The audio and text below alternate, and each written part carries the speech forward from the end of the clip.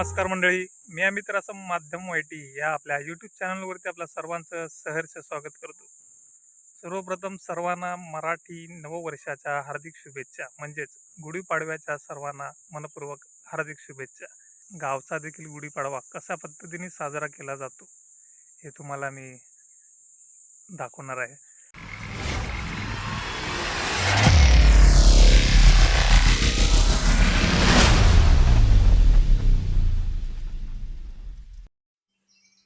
समोरच दिसणारे ही 25 ते 30 फूट लांबीची बांबूची काठी आणली आहे गुढी उभारण्यासाठी. आज गुढीपाडवा, चैत्र महिन्याचा पहिला दिवस आणि मराठी नवीन वर्ष. चैत्रामध्ये निसर्गाला देखील एक नवरूप प्राप्त होत असतं. जुनी झाडाची पानं गळून त्यावर नवीन कवळी झाडांना पालवी फुटते.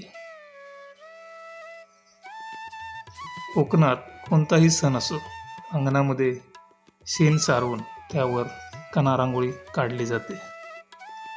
आता हळूहळू ही प्रथा लुप्त होत चालली आहे, कारण लोकांकडे आता गुरंढोरं पूर्वीसारखी राहिलेली नाहीत.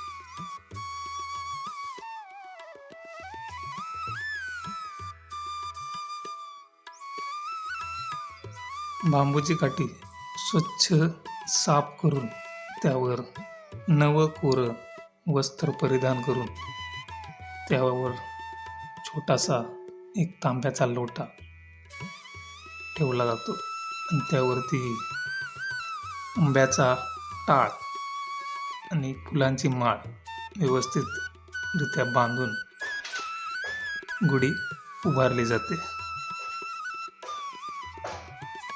लांबलचक गुढी उभारणं म्हणजे कसरतच.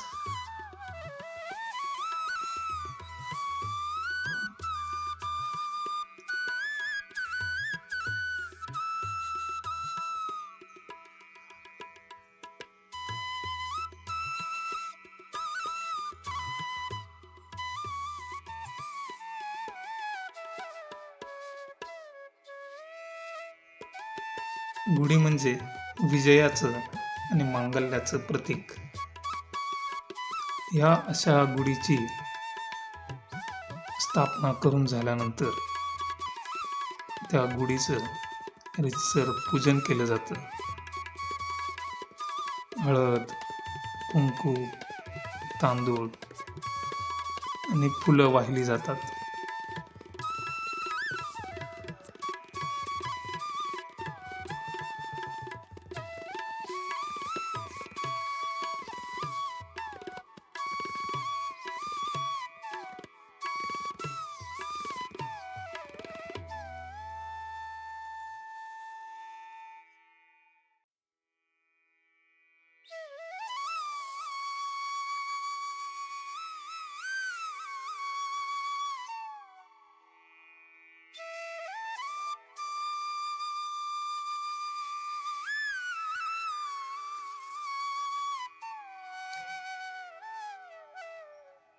धूप अगरबत्ती दाखवून केळीच्या पानावरती गुळाचा नैवेद्य दाखवून पाणी सोडलं जातं.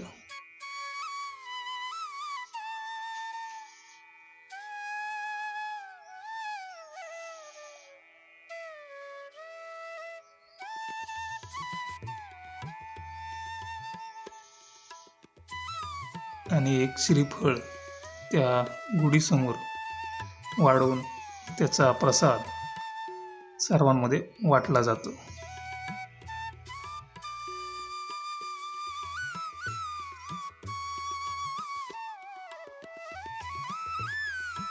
गुढी उभारून झाल्यानंतर मी आलो आमच्या गावच्या लिंगाच्या मंदिरात. ह्या येथे गावचे भटजी पंचांगातील संवत्सर वाचतात.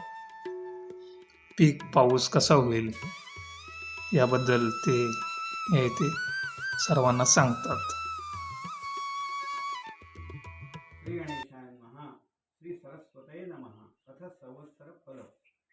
स जयति सिंधुरवदनो देवो यत्पादपङ्कजस्मरणं वासर मणिरिवं तमसा राशिण नाशयती विघ्नानां. प्रारंभी श्री गजाननाचे स्मरण केले असता सूर्योदय होतात. ज्याप्रमाणे तिमिर समूहाचा नाश होतो त्याप्रमाणे सर्व विघ्नांचा नाश होतो. तो सिंधुरवदन देव उत्कर्ष पावत आहे. नवा गणपती खेटाणं ब्रह्मा विष्णू शिवात्मकानं संवत्सर फलवक्षे सर्व काम सिद्ध्यर्थे. सर्व कार्याची सिद्धी होण्याकरता गणपती ब्रह्मा विष्णू आणि महेश्वर यांना नमस्कार करून संवत्सर फल सांगतो.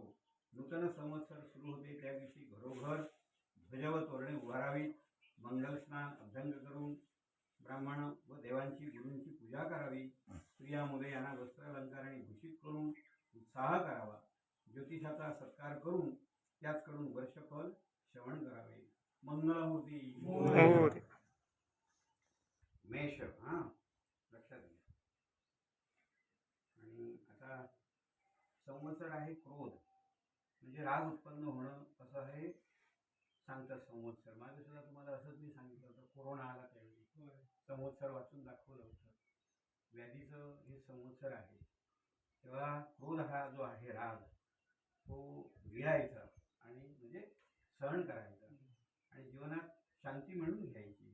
हेच एक आहे. परत दुसरं म्हणजे तुमच्याकडे 10 रुपये येतील अगदी 100%, पण ह्यावेळी 10च्या 10 राहणार आहे. ह्या लिंगा देवाकडे 10 तुमच्याकडे प्राप्त होत आहे. तुम्ही समाधानाने गोड राहिलात तर 10च्या 10 तुमच्याकडे राहणार. 10च्या 10 खर्च होणार कायच. जय श्रीराम. पाड्याचं वाचन पंडितांनी केलं मान्य करून घे. गावभर सुखी राहा. ठिकाण भारत चालू कर राठी भरून घेऊन गावाचे राखवाले चांगले महाराज आहे. हर हर महादेव. लिंगायत मंदिरात संवत्सर वाचून झाल्यानंतर गारणं घालून झाल्यानंतर आता मी आलेलो आहे आमच्या गावच्या गांगू मंदिरात. या येथे देखील संवत्सर वाचून देवाला रीतसर गारणं घातलं जातं.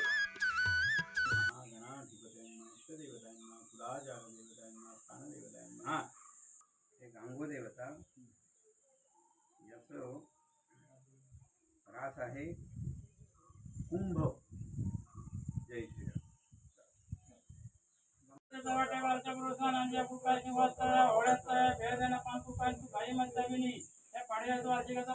वाचन केलेलं आहे मान्य करून घे. गावभर सुखी राहा. ठिकाण भारत चालू कर राठी भरून घेऊन गावाघरच्या राखवाले चांगले महाराज आहे.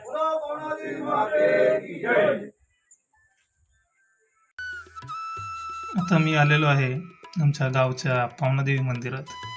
या येथे देखील देवाचं रीतसर पूजन करून संवत्सर वाचलं जातं. देवाला गारणं घातलं जातं.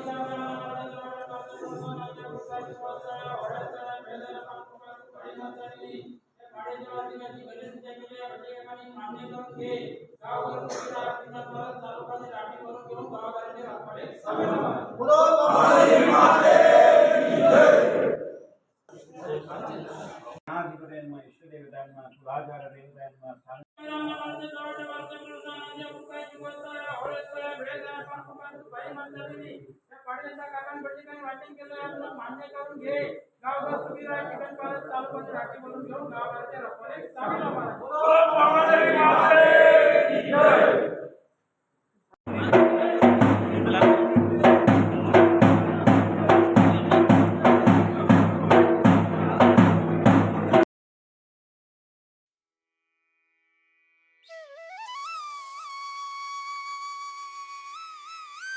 आता मी आलेलो आहे कवळू प्रसाद या कार्यक्रमाला. कवळू प्रसाद म्हणजे शेतीच्या मशागतीसाठी जी कवळं वापरली जातात त्यामध्ये फणस टाकून व्यवस्थितरित्या भाजून गावकऱ्यांमध्ये खिरापत करून प्रसाद स्वरूपात तो वाटला जातो. कवळू प्रसाद हा देखील एक पॉसचा प्रकार आहे. आपला जर गाव पारद हा जर व्हिडिओ तुम्ही पाहिला असेल तर पॉस म्हणजे काय हे तुमच्या लक्षात आलंच असेल.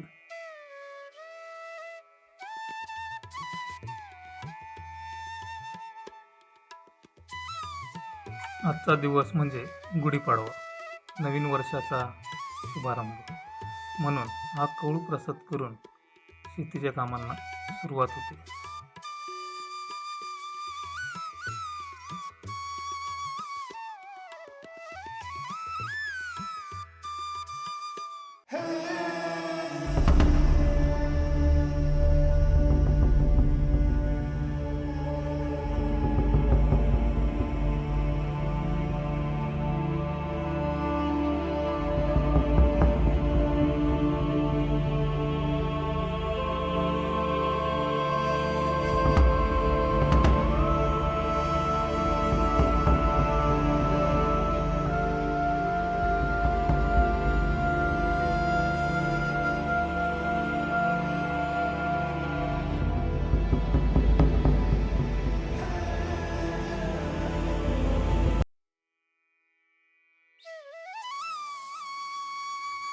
कवळामध्ये व्यवस्थितरित्या फणस भाजून झाल्यानंतर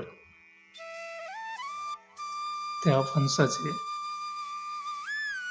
बारीक तुकडे करून त्याची खिरापत केली जाते.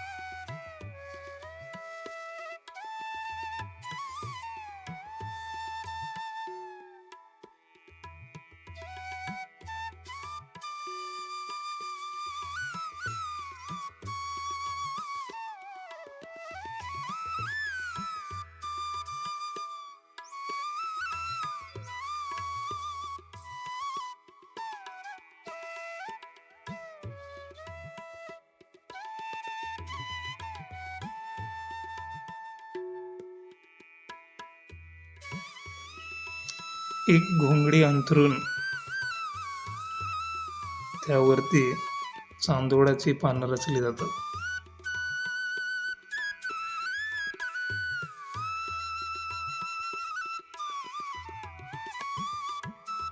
आणि त्यावरती शिजवलेला भात टाकला जातो. त्याचबरोबर कवळांमध्ये भाजलेला फणस त्याची खिरापत करून या पानांवर टाकली जाते आणि हा नैवेद्य देवाला दाखवला जातो.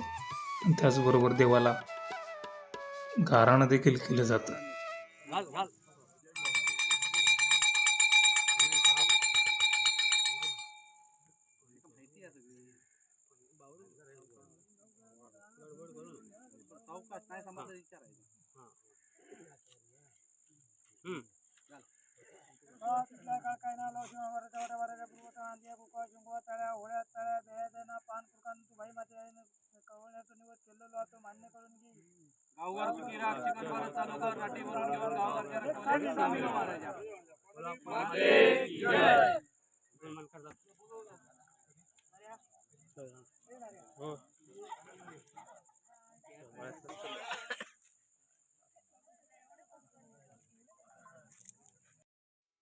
देवाला धूप, अगरबत्ती, नैवेद्य आणि गाराणं घालून झाल्यानंतर तो सर्व प्रसाद सर्व गावकऱ्यांमध्ये वाटला जातो.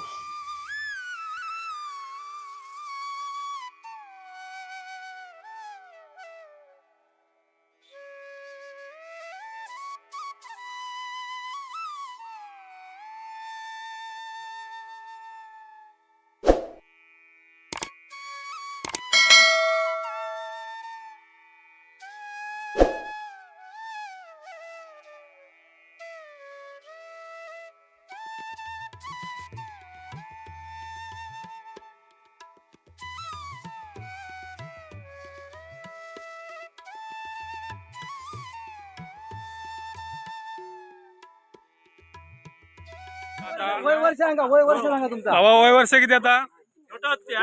वय किती तुमचा? 87 बघा 87 गाडी चालवतात ते. बघा आमच्या गावचे 87 वर्षाचे तरुण अजून पण या वालावलकर या कवळ प्रसादामध्ये आलेले आहेत. तुमचं हार्दिक स्वागत. तुम्हाला आपला आजचा हा व्हिडिओ कसा वाटला तो कमेंटमध्ये जरूर सांगा. चॅनलवर जर तुम्ही नवीन असाल तर चॅनलला सबस्क्राईब करा आणि बेल आयकॉन ऑलवर क्लिक करा, ज्यामुळे येणाऱ्या प्रत्येक व्हिडिओची नोटिफिकेशन तुम्हाला मिळत राहील. आणि मागील व्हिडिओ जर पाहिले नसतील तर त्याची लिंक मी डिस्क्रिप्शन बॉक्समध्ये दिलेली आहे, ती जाऊन चेक करा. व्हिडिओला लाईक करा, शेअर करा, कमेंट करा आणि भेटूया पुन्हा एका अशाच नवीन व्हिडिओमध्ये. तोपर्यंत रजा द्या. Take care. Good bye.